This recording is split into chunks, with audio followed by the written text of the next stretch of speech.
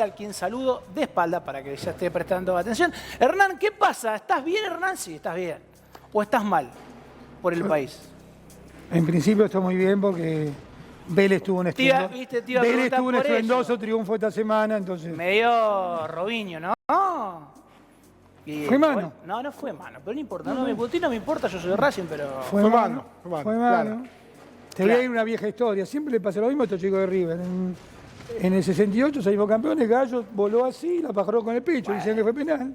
Está muy bien, pero entonces estás bien, en ese contexto está perfecto, pero en el contexto de una crisis económica muy compleja, algunos consideran que es una más, otros dicen que es una muy compleja. ¿Qué tiene de distinta esta crisis? Para que, por ejemplo, la gente o la oposición convoque y la gente salga a la calle y pida que se vayan todos. Lo primero es, desde el punto de vista económico, es la crisis más profunda que tiene la Argentina desde hace décadas, probablemente desde el 2001. La magnitud de la crisis, básicamente, en destrozarle la gente que vive de un ingreso fijo, el sueldo o las jubilaciones. Este sistema que impuso Alberto Fernández de 2 años y medio destrozó los sueldos y las jubilaciones. Yo me acuerdo, ojalá hubiéramos tenido la fórmula de Macri, que los jubilados estarían mucho mejor, ¿no? Es evidente. Y también la defensa del salario real. Y a mí el problema de estos últimos semanas, digamos, es vos tenés una crisis que se acelera. Sí. El problema es que se espiralice, es decir, que se vuelva ya incontrolable. Yo creo que el gobierno tiene que poner rápidamente, cuando digo rápidamente es muy rápidamente, sobre la mesa un plan de estabilización macroeconómica. Lo debió haber puesto probablemente, de entrada. A ver, teniendo en cuenta eso. Un plan de estabilización macroeconómica, es decir, hay que anclar la inflación. Claro, eso te iba a preguntar. O sea, si no anclar la inflación, esto se va al tacho. ¿Y cómo sería el ancla? Explícame a mí que no entiendo nada de economía. ¿Cuál sería? No, primero vos sí entendés de economía. Sí, pero ¿cuál sería el ancla? Segundo punto. Vos tenés que necesariamente decir, clavo el déficit fiscal con este nivel, pese a los compromisos que se tomaron en el exterior, el déficit creció en valores reales y el gasto público creció más que la inflación. Es infinanciable. ¿Viste? Es como decir, no puedes discutir la ley de gravedad. La ley de gravedad hace que vos tirás una manzana y cae. Este déficit es infinanciable. Por lo tanto, lo tienen que cortar ya. ¿Habría formas? Claro que hay formas. Claro que hay formas. Ahora tenés que pagar algunos costos políticos. Nosotros dijimos de entrada, yo tengo una baja opinión técnica del ministro Guzmán, porque lamentablemente muchas veces uno se engaña por las formas. El ministro Guzmán, una persona educada, tenía buenas formas, etc. Ahora, lo que hacía, el plan que puso en marcha, basado, pensar que el plan que puso en marcha por el déficit era en un 60% basado en las tarifas. ¿Pudo poner en marcha el tema de tarifas? No. Un 30% hablaba, porque acá, viste, parece que la agenda, uno se olvidaba de lo que discutían hace 3 meses, era el revalúo inmobiliario. Nosotros le dijimos, muchachos, el impuesto inmobiliario depende de las provincias. ¿Usted cómo se le ocurre, ministro Guzmán, tomar un compromiso frente a organismos internacionales de algo que no depende de usted, que depende de la provincia? Efectivamente, ¿alguna vez escuchaste hablar de nuevo de revalúo inmobiliario? No. Resumen, el presidente de la Nación pensaba que la inflación, cuando declaró la guerra de inflación, se iba a frenar, no sé, por sus solas invocaciones, con que vayas un auto a 100 km por hora, no le aplique ningún freno y piense que no va a seguir el auto. A ver, es un disparate lo que están haciendo. Se necesita un plan de estabilización puesto lo más rápido posible. Déjame terminar la idea. Un plan de estabilización necesita, yo para una regla mnemotécnica que recomiendo calurosamente, le digo plan Gallo. ¿Qué sé por qué Gallo? Por confianza. El presidente no genera confianza. Coraje y un colchón monetario y financiero. Hoy no tenés esas condiciones, las debe generar rápidamente ante el riesgo que la situación se espiralice, insisto, de una situación de inflación acelerada a una situación espiralizada, que ahí entramos en un terreno que nadie controla. Nadie controla. Diputado, venimos de 3 mandatos, 3 gobiernos donde la inflación empieza a ser un serio problema, ¿no? El último de Cristina Fernández, el de Mauricio Macri y ahora el de Alberto Fernández. Y esto lo anclo porque, bueno, otra vez la política discute la inflación y cómo hacer con la inflación, y todos los principales actores que aparecen como oferta para esperanzar a gente el año que viene perdieron sus luchas, ¿no? Algunos más, algunos por goleada, otros no tanto, pero todos le fue mal en ese sentido. Y esto lo vinculo con un estudio de la consultora de analogías que difundió la semana pasada que dice que el 30% de la gente el año que viene no va a ir a votar. Digo, en ese esquema, ¿cómo se trata de convencer? Digo, ya venimos de malas experiencias, ¿no? De gente que va participando en menos elecciones. ¿Cómo se convence a la gente de que esta vez el gobierno que sea, usted del otro lado, va a poder con ese problema que sufrimos los argentinos hace 12 años? O sí, más, ¿no? Más. Primero es con conductas. Segundo es con programas claros. Vos tenés que tener trayectoria, conductas claras, programas claros. Vos acá tenés que decir, me voy a permitir una cosa, contracorriente, contra lo que dice todo el mundo. Vos a las PASO de agosto de 2019 llegaste con una inflación prácticamente del 2%. Por supuesto, ese control fortísimo que se hizo, particularmente sobre la emisión monetaria que hizo el presidente Macri, en su momento el ministro Duhovne, es lo que nos hizo perder las elecciones. A ver, o es una buena parte de lo que nos hizo perder las elecciones. Pero cumpliste con tu responsabilidad. Ese esfuerzo, que no solo hizo el gobierno de Mauricio, sino el conjunto del pueblo argentino, lamentablemente fue dilapidado. Pero yo creo que hay que ir a un camino, de nuevo, de equilibrio fiscal. Nadie puede... Yo me preocupa muchísimo cuando escucho a Cristina Fernández el otro día diciendo el problema de la inflación no es el déficit fiscal. Si partís de un diagnóstico equivocado, nunca vas a llegar a una solución acertada. Nosotros pensamos que tenés que ir con todo contra el déficit fiscal y tomando medidas concretas. Y para que te crean, que parte, me parece que es el núcleo de tu pregunta, tenés que decir desde ahora lo que vas a hacer. No tenés que decir, como muchas veces se ha hecho en las campañas electorales, recuerdo Menem es el arquetipo de eso cuando decía si hubiera dicho lo que iba a hacer no me iba a votar nadie. Yo creo que eso no funciona más, pero hagamos la autocrítica nuestra, la más profunda. Vos sabés que la autocrítica más profunda de Mauricio es la campaña del 2015. Tendríamos que haber dicho lo que iba a pasar. Entramos con Scioli en una cuestión de subestimar la gravedad del problema y después no teníamos los instrumentos pero sociales. Se subestimó, a ver, no quiero ser, obviamente, otra vez hablar de tiempos pasados. Yo creo que cuando se habla de ese tema, te pregunto, ¿se subestimó o se hizo un mal análisis de lo que se iba a recibir? Las dos cosas, porque uno cree, y es una cosa que... Otro cambio con respecto al... Porque hay que mostrar los cambios, porque si vas a hacer lo mismo no va a funcionar. Nosotros pensamos, y no quiero esquivar tu pregunta, justamente quiero ir al centro de tu pregunta, pensamos que con un shock de confianza y de gente, llamémoslo, con mayor responsabilidad en el manejo del Estado, ibas a tener inversiones internas y externas que te iban a permitir que el dolor fuese menor. Y la verdad que las inversiones por lo menos tardaron en venir. Vinieron, no es que no vinieron, no hay que ser justo, pero tardaron, fue más lento el proceso. Entonces nosotros tenemos que pensar que el año que viene, para un gobierno de Cambiemos, esto hay que hacerlo sin no va a haber un shock de inversiones, tenés que hacerlo con la inversión que tenés hoy. Y eso es mucho más realista. Ahora, vos tenés que acostumbrarte que el gobierno es administrar situaciones concretas, no situaciones teóricas. Ahora, Hernán, te pregunto, porque vos dijiste la palabra sufrir, ¿no? Recién va a sufrir menos. Digamos, ¿cuánto vamos a sufrir el año que viene después de las elecciones? Porque el plan del gobierno parece ser aguantar, ¿no? Que las variables se sostengan, no parece... No van a llegar, así no llegan. Si es aguantar, yo te vuelvo a repetir el origen de lo que dije. Pongan un plan de estabilización rápido arriba de la mesa, porque así el riesgo de espiralizarse es muy grande. Y se lo decimos para que le salga bien, no para joder. Nosotros no estamos en la posición de joder. ¿Está claro?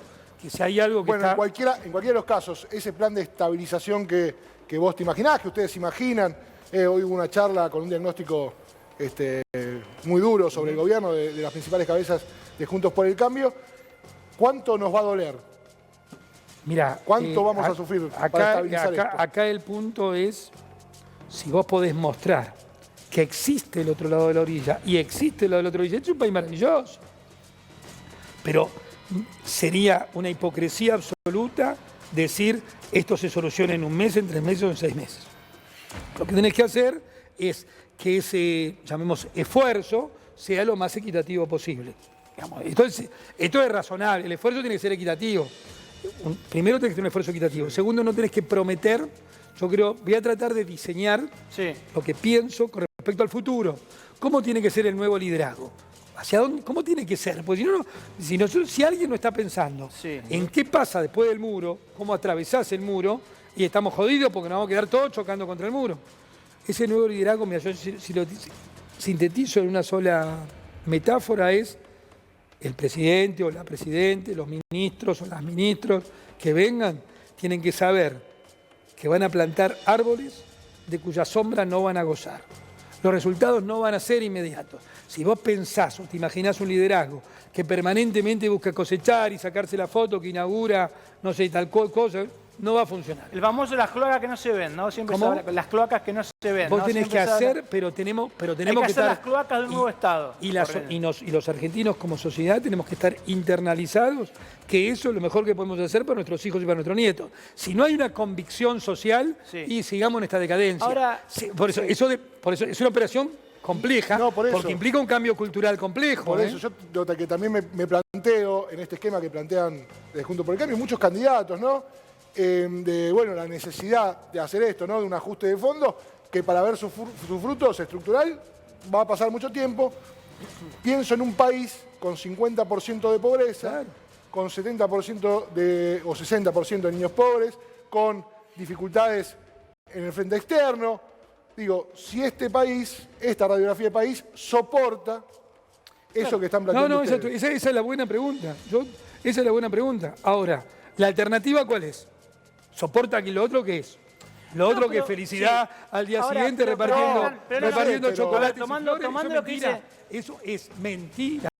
La demagogia está aprobado. Tomando lo que dice Ahora, Agustín. tenemos que tener cuidado de todo de la manito, ¿no? Pero tomando lo que dice Agustín y lo que decías vos mismo, vos recién hablaste del plan Gallo, que me quedó, ¿no? El coco, ¿no? Confianza, coraje y colchón. Todo lo que vos, eso, porque no sos el único de la oposición que lo ha planteado con distintos términos, distintas formas, pero todos van hacia el mismo lado. Y cuando yo escucho ese análisis, es como que tengo que decir, bueno, este año y medio que falta para este gobierno ya está. No lo van a poder resolver. Porque a ver, confianza, ¿cómo va a ganar este gobierno confianza? Yo me pregunto siempre en el que está del otro lado, que hoy no puede llenar la heladera, que no sabe qué va a comer mañana. A esa persona le voy a decir, mira, vas a poder llenar la heladera cuando haya confianza, colchones, y te va a decir, bueno, hermano, ya está, me estás sentenciando, me liquidaste. Obviamente no quiero decir una cosa tan clara como la siguiente, pero el gobierno gobierna y nosotros somos una oposición firme, pero que no destituyente. Entonces, o sea, vos estás diciendo que el gobierno está liquidado. El gobierno tiene que resolver estos problemas. A veces soy muy pesimista. ¿Está liquidado este gobierno? Soy muy pesimista porque yo te entiendo el título y el graph y yo tengo que defenderme de tu título y de tu graph. Pero decís que sí, listo. Pero yo te digo, este esquema de poder, el esquema de poder que gobernó estos 2 años y medio no funciona más, está terminado. Esto no quiere decir que el presidente esté terminado. Este esquema puede ser que incorporen otras figuras y otro jefe de gabinete. ¿Tiene otro esquema? ¿Vos ves? Puede ser que surja la variante. Lo que pasa es que vos sos muy... ¿Cuántos años tenés? 36. Con chicos no hablo, me retiro. Pero te voy a decir una cosa. Sí. Pero puede ser que incorporen un jefe de gabinete. Soy universitario, así que tranquilamente me podés hablar de... ¿Qué pasó en 1975, ante una crisis también había generado el peronismo? Sí. ¿Qué pasó a fin del 75? ¿Qué hicieron con Isabelita? Sí. ¿A dónde la mandaron? A la mesa. ¿Nadie se acuerda? Es un detalle que nadie se acuerda. A Cochinga. Le dijeron, estás cansada. La mandaron de recreo. ¿Sabés con quién la mandaron? ¿Con quién? A veces la Argentina. Con las mujeres de los comandantes en jefe. La mandaron a Cochinga. Ese es el motivo, fíjate qué dato interesante porque estuviste en la universidad, por el cual Luder firma el decreto de aniquilamiento de la subversión. Acuérdense esa. Que Luder firma el decreto de aniquilamiento, que es una palabra muy brutal. ¿Por qué lo firma Luder? Cosa que nadie se pregunta. Si Luder nunca fue presidente. De verdad. Viste que es un dato que está en la realidad, pero nadie se pregunta el caminito institucional, porque le había mandado de vacaciones a Isabelita que decía que estaba cansada. Sí. ¿Vos decís que hay que mandarlo No, yo no digo. Yo lo que digo es que hay mecanismos institucionales, puede ser con el presidente sentado ahí. Me gusta porque viste que Hernán siempre quiere decir algo, pero no lo dice directamente. No, pues lo digo. Está muy formado, es una persona muy bien, entonces te usa los caminos para decir. No quiere decir que lo va a mandar de vacaciones a Alberto Fernández o lo está jubilando. Pero sí te digo algo fuerte. Lo está jubilando. Este esquema de poder, que conocimos todos 2 años y medio, ha fracasado y está terminado. Si eso significa que la vicepresidenta se hace cargo del gobierno, puede ser. Si significa que lo dejan descansando y lo ponen a Massa gobernando, puede ser. ¿Te dejaría tranquilo que, por ejemplo, se tomen decisiones frente de todos, que Alberto haga un paso costado y sea... Me dejaría tranquilo que el frente, me dejaría mucho más tranquilo que el frente de todos haga lo que le prometió la gente. ¿Estarías más tranquilo con Cristina presidenta? Que haga lo que le prometió la gente, que es gobernar unidos. No sé, el mecanismo institucional no me puedo meter y además puede tener muchas formas, pero tienen que gobernar unidos. A mí no me importan los problemas de Alcoba. No importa lo que son. ¿Por qué te pregunto esto? Porque yo me imagino, vamos a suponer que en una teoría paralela, sea Alberto renuncia a su sistema, me imagino la oposición diciendo, ahí está el plan desestabilizador de Cristina Fernández de Kirchner, porque por el momento lo defienden a Alberto. Yo no defiendo, yo tengo, nunca en mí cabrá la idea del Alberto bueno y la Cristina mala. Eso dejémoselo a los analistas de segunda categoría. Esto fue Alberto bueno y Cristina mala, por favor. Ellos se presentaron como binomio. Un esquema de poder que tenía cohesión. Lo que hay que reclamarles es que tengan cohesión. Eso es. Hasta ahí tenés que llegar. Si avanzás una palabra más, te pones a jugar en una cosa que los argentinos ya conocimos. Yo me remití al 75.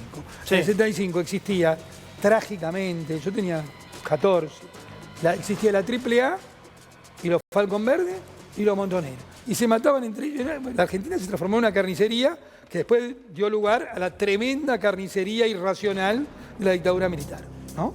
Sí. Pero tampoco el 75 era un lugar de paz, ningún lugar complicado. Ahora, esos dos grupos que se enfrentaban a los balazos en las calles... O sea, ¿estás comparando esos grupos con la actualidad es que todo?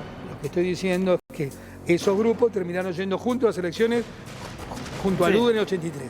Hay que tener mucho cuidado, no hay que caer en la trampa, que el peronismo a veces se desdobla, ocupa el lugar del gobierno y ocupa la oposición al mismo tiempo y se va puesta a las instituciones republicanas en medio. A ver, Menem y Duhalde se decían de todo. La palabra narcotráfico figuraba o no en esa época. Kirchner y Duhalde se decían de todo. Ahora, después confluían en sistemas electorales.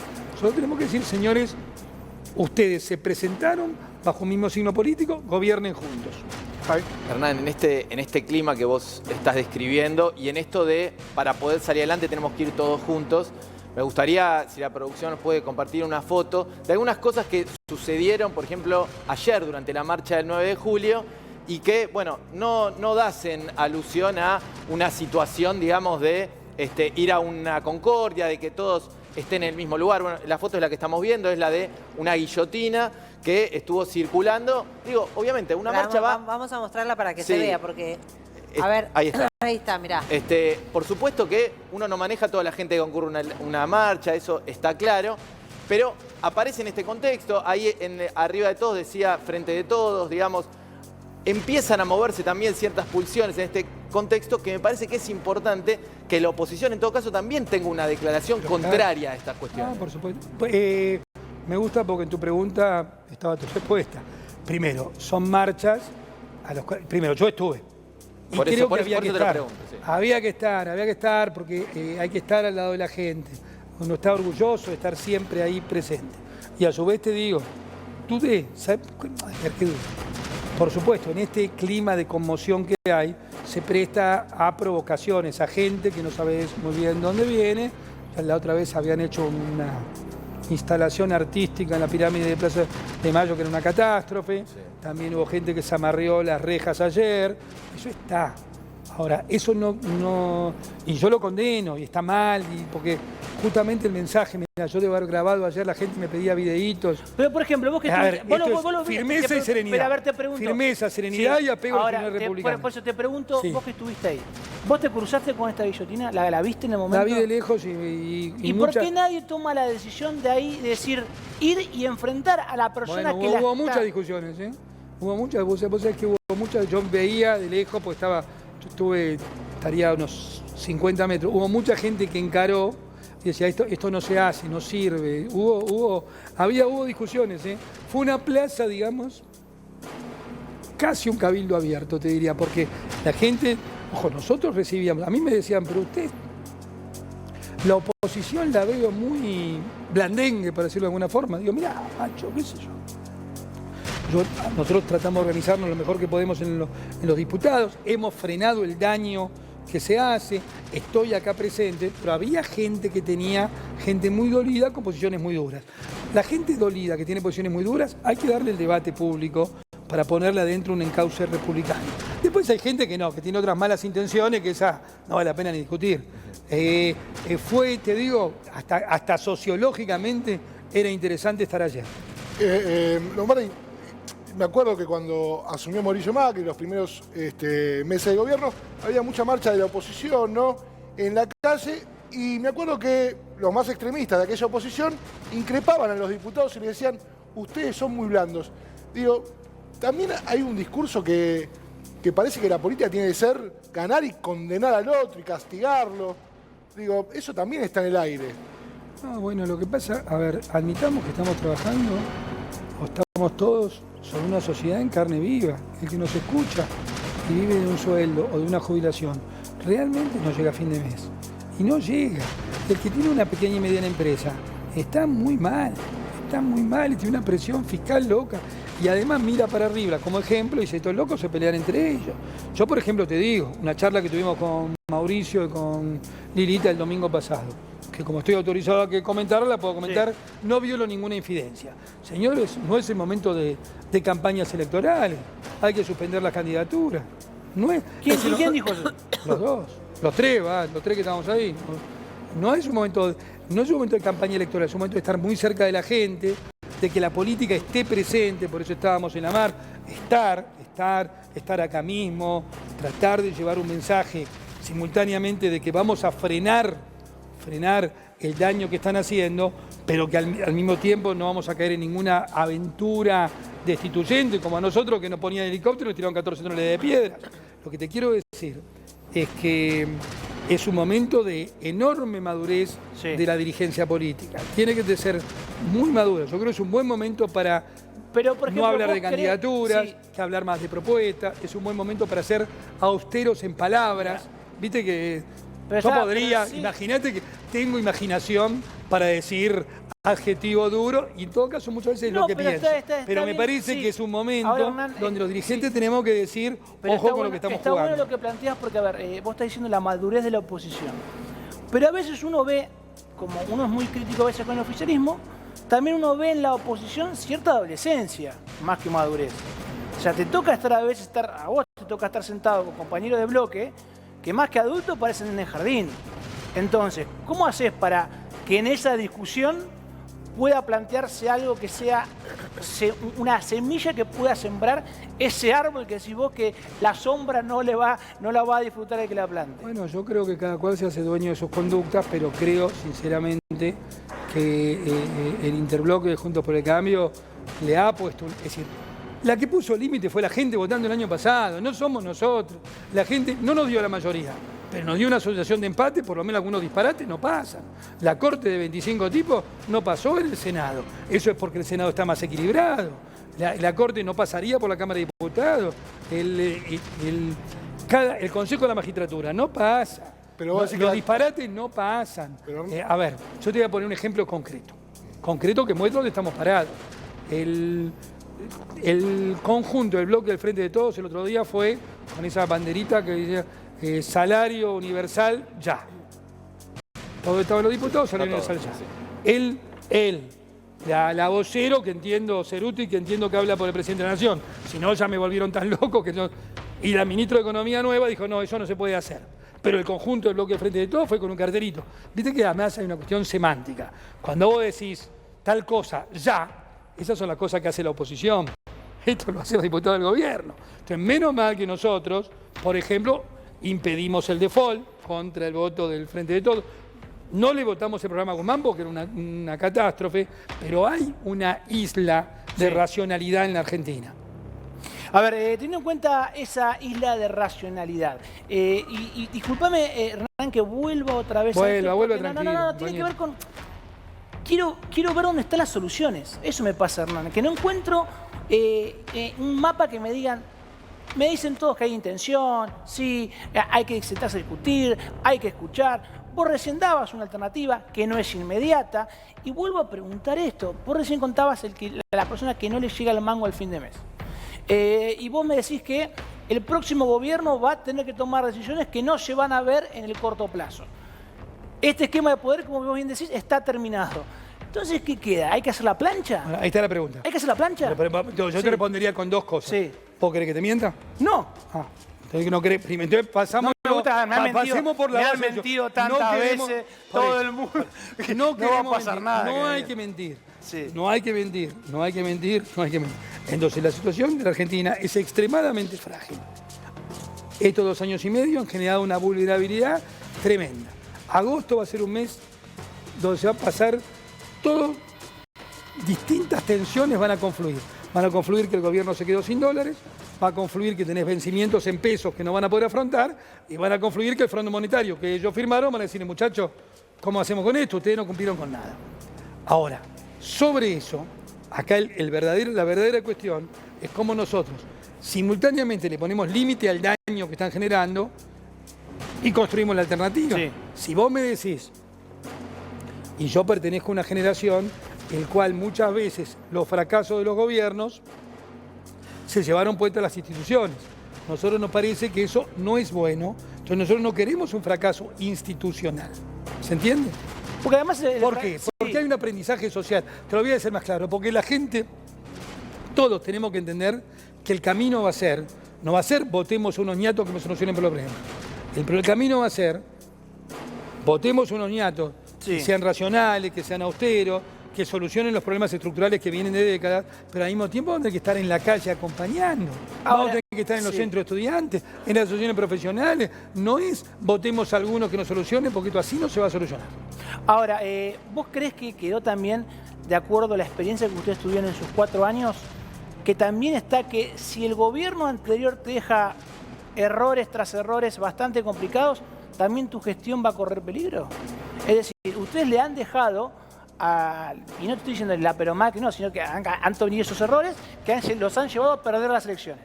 Perdón, no, me paro ahí. Sí. Me paro ahí, insisto. Nosotros perdimos las elecciones, pero dejamos una situación prácticamente de equilibrio fiscal y de equilibrio energético. Acordate cuando despedimos que no viniera más el último buque gasificador. 2 cuestiones básicas, no hablemos de miles. El equilibrio fiscal y el equilibrio energético. El equilibrio fiscal prácticamente estabas...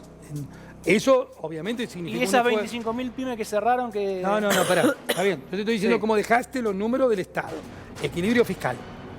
Si la Argentina hubiera estado tan mal, después de un año de la cuarentena loca a la cual nos sometieron, hubiéramos caído en la antropofagia o en el canibalismo. La Argentina tenía números que permitió sobrevivir 2020. Pero con dólares prestados con el FMI ¿Cómo? también, 54.000 millones de dólares del FMI también, No, que no, empezaban pero a vencer ahí. Los 50.000, como cualquiera sabe, la deuda con el fondo se van roleando. El gobierno A ver, ahí tenés un punto exacto de donde el kirchnerismo miente en el análisis, miente en el diagnóstico y miente en la praxis política. ¿Hoy le estás pagando al fondo? Con plata del fondo. Entonces no le plata del fondo. a los efectos prácticos le estás pagando con la plata del fondo. Sí. ¿La economía mejoró? No, claro. Entonces son un cachivache. Todo era mentira lo que decían. El problema no estaba la deuda. Vos la deuda del fondo la vas a rolear como se hace siempre. Es un cachivache.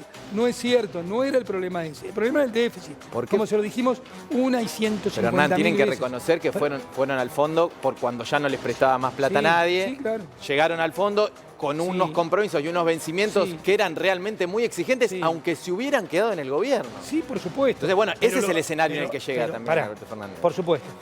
¿Se pudieron postergar? Se pudieron y postergar. con nuestro voto. Nosotros lo hubiéramos hecho antes y con mejores condiciones. Pero no importa, se pudieron postergar. Sí, sí. ¿Eso afectó entonces a la economía real? No, si no se pagó. No me cuenten historias Pero chinas. con Porque ¿sabes qué pasa? El problema, pero no me quiero... ¿Sabes por qué me pongo enfático?